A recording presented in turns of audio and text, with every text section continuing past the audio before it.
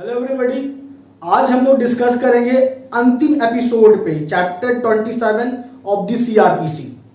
इस एपिसोड में हम लोग डिस्कस करने वाले हैं सेक्शन 361 से अंतिम सेक्शन चैप्टर 27 का, दैट मीन्स सेक्शन 365 तक। और इस एपिसोड के साथ आपका जो चैप्टर 27 है provisions relating to judgment CrPC का, वो कंप्लीट हो जाएगा।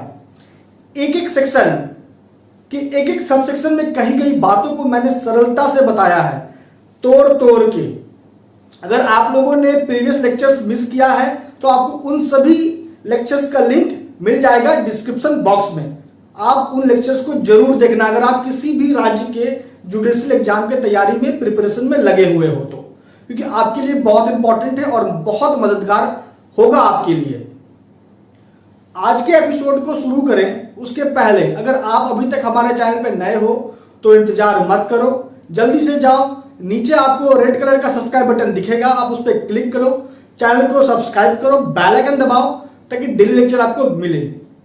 अगर आपको कोई भी समस्या है लॉ से जुड़ा हुआ तो आप मुझे बेझिझक कमेंट बॉक्स में कमेंट जरूर करो।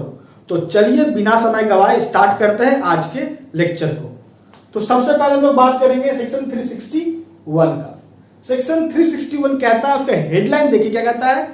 उसके स्टार्ट के लेक्चर को मैं फिर आप लोगों को बोलूंगा कि अपने पास बेयर एक्ट रखिए सीआरपीसी का और नोटबुक भी रखिए और थोरोली लेक्चर्स को देखिए। आपका कॉन्सेप्ट लेक्चर को खत्म होने के साथ ही खत्म हो जाएगा और आपका खुद का एक नोट तैयार होगा।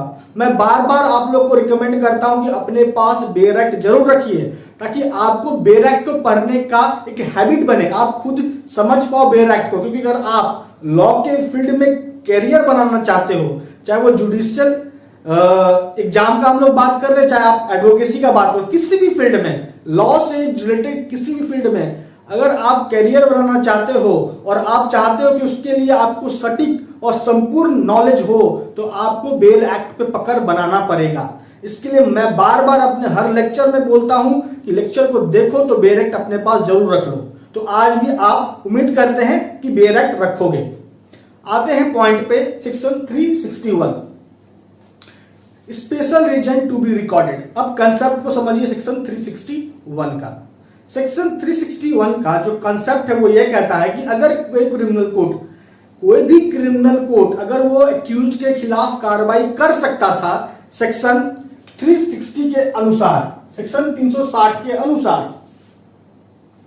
या एक्यूज्ड के खिलाफ क्रिमिनल कोर्ट कार्रवाई कर सकता था प्रोबेशन ऑफ ऑफेंडर एक्ट 1958 के अकॉर्डिंग, या क्रिमिनल कोर्ट कार्रवाई कर सकता था in case of youth offender children act 1960 के अकॉर्डिंग, कर सकता था इन तीनों में से किसी भी प्रोविजन के अकॉर्डिंग, लेकिन क्रिमिनल कोर्ट ने कार्रवाई नहीं किया। तो फिर इस सर्कमस्टांसेस में क्रिमिनल कोर्ट को स्पेशल रीजन रिकॉर्ड करना पड़ेगा और यह बताना पड़ेगा कि उसने एक्यूज्ड के खिलाफ क्यों नहीं कार्रवाई की। यह है whole and soul concept section 361 का। आगे बढ़ते हैं, बात करते हैं सेक्शन 362। सेक्शन 362 है कोर्ट टू, माफ कीजिए इसका हेडिंग देखिए, court not to alter judgment. That means कि कोर्ट अगर जजमेंट को एक बार साइन कर दी, क्रिमिनल कोर्ट अपने जजमेंट को एक बार साइन करी, उसके बाद क्रिमिनल कोर्ट खुद के जजमेंट को बदल नहीं सकती है।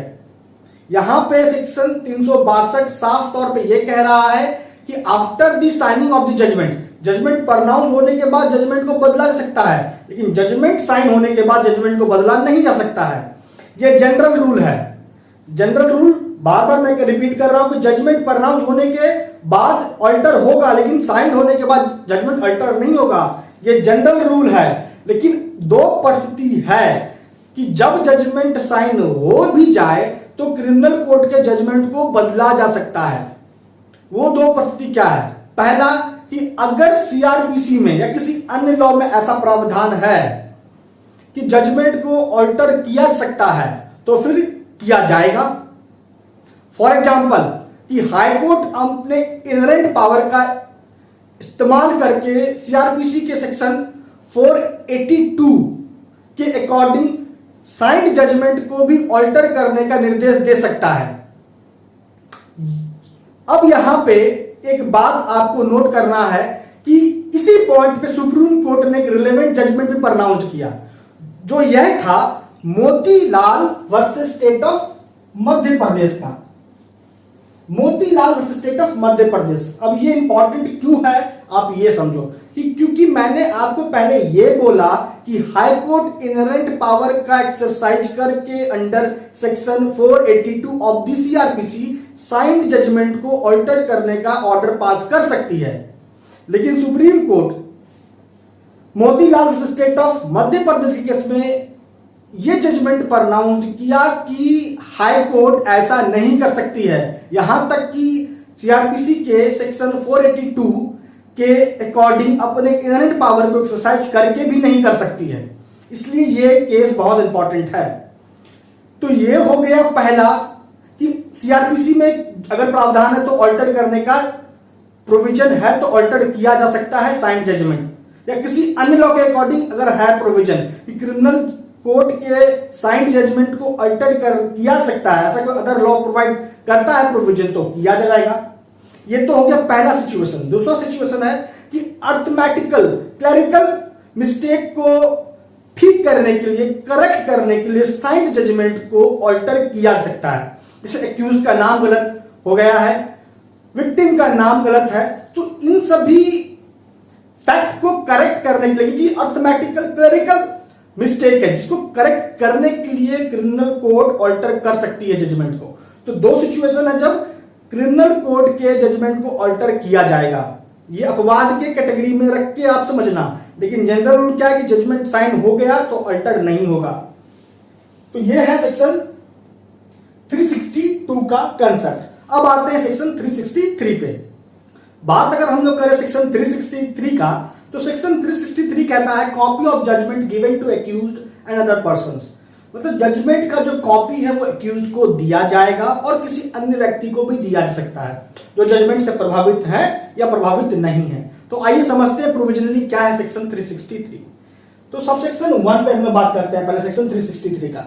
सेक्शन 363 सब सेक्शन 1 ये कहता है कि अगर एक्यूज के खिलाफ जजमेंट हुआ है प्रोनाउंस इंप्रिजनमेंट का, चाहे वो लाइफ इंप्रिजनमेंट हो या इंप्रिजनमेंट फॉर टर्म हो, और इंप्रिजनमेंट का जजमेंट प्रोनाउंस हुआ एक्यूज के खिलाफ और एक्यूज इसके रिस्पेक्ट में एप्लीकेशन देता है क्रिमिनल कोर्ट में, इस कोर्ट के द्वारा जजमेंट प्रोनाउंस हुआ है कि उसको जजमेंट का कॉपी दिया जाए। इस बात के जैसे एक्यूज ने अप्लाई किया तो उसके बाद इमीडिएटली क्रिमिनल कोर्ट का ये ड्यूटी है कि उस एक्यूज को फ्री ऑफ कॉस्ट जजमेंट का कॉपी प्रोवाइड कर दिया जाए या कर देगी। यह है सबसेक्शन 1। अब आगे बढ़ते हैं, बात करते हैं सबसेक्शन 2 का। सबसेक्शन 2 कहता है कि अगर एक्यूज अप्लाई करता है उस पहले तो जजमेंट प्रोनाउंस हुआ है उस मामले में जिस मामले में अपील होगा, और जजमेंट प्रोनाउंस हुआ एक्यूज के खिलाफ और एक्यूज चाहता है उस जजमेंट का सर्टिफाइड कॉपी या ट्रांसलेटेड कॉपी। ट्रांसलेशन उसके खुद के लैंग्वेज में होना चाहिए या कोर्ट के लैंग्वेज में। अगर एक्यूज सर्टिफाइड कॉपी या ट्रांसलेटेड कॉपी चाहता है और अप्लाई कर रहा है तो free of cost criminal court को जिसने जजमेंट प्रोनाउंस किया है एक्यूज को सर्टिफाइड कॉपी या ट्रांसलेटेड कॉपी प्रोवाइड करेगी। यह है सबसेक्शन 2।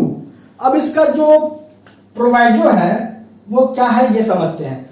अपीलेबल केस में एक्यूज के खिलाफ अगर जजमेंट प्रोनाउंस हुआ है डेथ सेंटेंस का, तो फिर यहां पे एक्यूज अप्लाई करे या ना करे फिर भी एक्यूज को फ्री ऑफ कॉस्ट जजमेंट का कॉपी दे दिया जाएगा। अपील करने के रिस्पेक्ट में ही दिया जाता है जनरली। तो ये हो गया प्रोवाइजो। आगे बढ़ते हैं, बात करते हैं सबसेक्शन 3 का।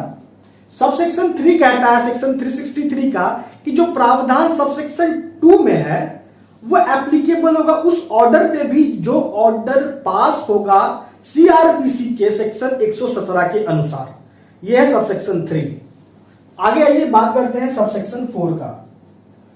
सबसेक्शन 4 बताता है कि क्रिमिनल कोर्ट ये भी एक्यूज को बताएगी, ये ड्यूटी है क्रिमिनल कोर्ट का, कि कितना टाइम पीरियड के भीतर अपील होगा, कितना टाइम पीरियड के भीतर अपील होगा। ये ऑब्लिगेशन है क्रिमिनल कोर्ट का बताने का एक्यूज को। लेकिन किस मामले में? जिस मामले में जजमेंट प्रोनाउंस्ड हुआ है सेंटेंस ऑफ डेथ का।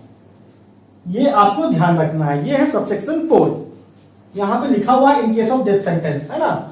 आगे बढ़ते हैं, बात करते हैं सबसेक्शन 5 का। सबसेक्शन 5 कहता है कि सबसेक्शन 4 तक अगर आप देखोगे तो कॉपी ऑफ जजमेंट किसको मिल रहा है? एक्यूज को मिल रहा है। लेकिन सबसेक्शन 5 और 6 में किसी अन्य व्यक्ति को जजमेंट का कॉपी या सर्टिफाइड कॉपी दिया जा रहा है।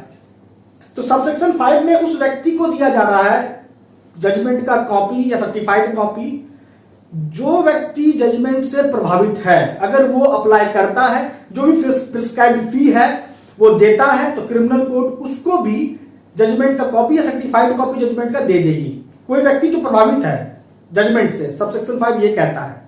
प्रोवाइजर कहता है सबसेक्शन 5 का कि जो व्यक्ति जजमेंट से प्रभावित है, अगर वो अप्लाई करता है जजमेंट के कॉपी के लिए, सर्टिफाइड कॉपी के लिए, तो क्रिमिनल कोर्ट उस व्यक्ति को फ्री ऑफ कॉस्ट भी दे सकती है जजमेंट का कॉपी या सर्टिफाइड कॉपी। लेकिन इसके लिए क्रिमिनल कोर्ट को स्पेशल रीजन रिकॉर्ड करना होगा। यह है प्रोवाइजो सबसेक्शन 5 का। आगे बढ़ते हैं, आते हैं सबसेक्शन 6। सबसेक्शन 6 कहता है कि हाई कोर्ट इस संबंध में रूल बना सकती है कि उस व्यक्ति को भी जजमेंट का कॉपी दिया जा सके या सर्टिफाइड कॉपी दिया जा सके जो व्यक्ति प्रभावित नहीं है जजमेंट से, अगर वो अप्लाई करता है और प्रिस्क्राइब्ड फी को देता है तो ये है सबसेक्शन 6। और ये हो गया whole and soul concept section 363 का। अब आगे बढ़ते हैं, बात करते हैं 364। सेक्शन 364 है judgment when to be translated. Judgment को ट्रांसलेट कब किया जाएगा या कब किया जा सकता है, इस बारे में जानकारी आपको देता है सेक्शन 364। सेक्शन 364 कहता है कि अगर जजमेंट प्रोनाउंस्ड हुआ किसी अन्य लैंग्वेज में, कोर्ट के लैंग्वेज को छोड़ के, और एक्यूज चाहता है कि उस जजमेंट का ट्रांसलेशन हो कोर्ट के लैंग्वेज में, तो फिर इस सिचुएशन में क्रिमिनल कोर्ट को जजमेंट को ट्रांसलेट करना ही होगा कोर्ट के लैंग्वेज में। यही है सेक्शन 364। आगे बढ़ते हैं, बात करते हैं अंतिम सेक्शन पे चैप्टर 27 का, वो है सेक्शन 365। सेक्शन 365 ये ऑब्लिगेशन इंपोज कर रहा है सेशन कोर्ट पे या जुडिशियल मजिस्ट्रेट। दैट मींस यहां पे जिस जुडिशियल मजिस्ट्रेट का बात हो रहा है वो है चीफ जुडिशियल मजिस्ट्रेट। तो दो कोर्ट पे ये ऑब्लिगेशन इंपोज हो रहा है सेक्शन 365 के अनुसार, वो है सेशन कोर्ट और दूसरा है सीजेएम कोर्ट। इन दोनों कोर्ट पे ये ऑब्लिगेशन है कि जो भी ट्रायल हुआ है उनके कोर्ट में, और उस ट्रायल में जो भी जजमेंट प्रोनाउंस हुआ है, जो भी फाइंडिंग है और जो सेंटेंस सुनाया गया है, तो फाइंडिंग का कॉपी और सेंटेंस का कॉपी हर एक ट्रायल में जो हुआ है उनके कोर्ट में, फाइंडिंग और सेंटेंस का कॉपी वो सेंड करेगी डीएम को, डिस्ट्रिक्ट मजिस्ट्रेट को, जो भी उनके जुरिस्डिक्शन के अंतर्गत हैं। तो ये हो गया सेक्शन 365। मैं फिर रिपीट करता हूं, सेक्शन 365 में बस इतना कहा गया है कि सेशन कोर्ट और चीफ जुडिशियल मजिस्ट्रेट के कोर्ट में जो भी क्रिमिनल ट्रायल हुआ, जो भी जजमेंट आया है, जो सेंटेंस है, फाइंडिंग है, उसका कॉपी सेंड करना होगा। ये ड्यूटी है सेशन जज या सीजीएम का डिस्ट्रिक्ट मजिस्ट्रेट को, जो भी उनके क्षेत्र में है, जिनका क्षेत्राधिकार है। यह है सेक्शन 365। तो दोस्तों अब आ चुका है लेक्चर को कंक्लूड करने का टाइम। आज के इस एपिसोड में, अंतिम एपिसोड में, हम लोगों ने सेक्शन 361 से 365 तक कवर किया और हर एक प्रोविजन के में कहीं हर एक बातों को समझा सरलता से। मैं अंततः आप लोगों से यही कहूंगा कि अगर आपको लेक्चर अच्छा लगा है, बात समझ में आई है, तो आप इसे लाइक कीजिए, शेयर कीजिए, अपने स्टडी रेटेड ग्रुप में जरूर शेयर कीजिए और मुझे कमेंट करके जरूर बताइए। और अगर कोई भी पर्सनल क्वारी है, आपको कोई भी समस्या है लॉ से जुड़ा हुआ, आप किसी केस में फंस गए हैं, आप एक लॉ स्टूडेंट है, आपको यह समझ नहीं आता कि सेल्फ स्टडी कैसे करें, मेंस में कैसे हमको लिखना है आंसर, अच्छा नंबर कैसा है प्रीलिम्स में, इन सभी पॉइंट पे मैं आपको हर वक्त जवाब देने के लिए अवेलेबल हूं। आप मुझे इंस्टाग्राम पे फॉलो जरूर कीजिए, इंस्टाग्राम का लिंक आपको मिल जाएगा डिस्क्रिप्शन बॉक्स में। तो दोस्तों आज के लिए इतना ही। आपका अब तक हमारे साथ बने रहने के लिए बहुत बहुत धन्यवाद।